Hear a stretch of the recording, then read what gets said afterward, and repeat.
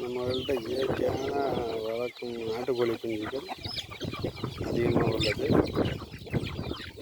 தேவைப்படுறவர்கள் வந்து வாங்கிக்கலாம். எல்லாம் ஒரிஜினல் நாட்டுக்கோழி குஞ்சு, ஆங்கில மருந்து யூஸ் பண்ணாத ஆர்கானிக் முறையில் வளர்க்கப்படுகிறது.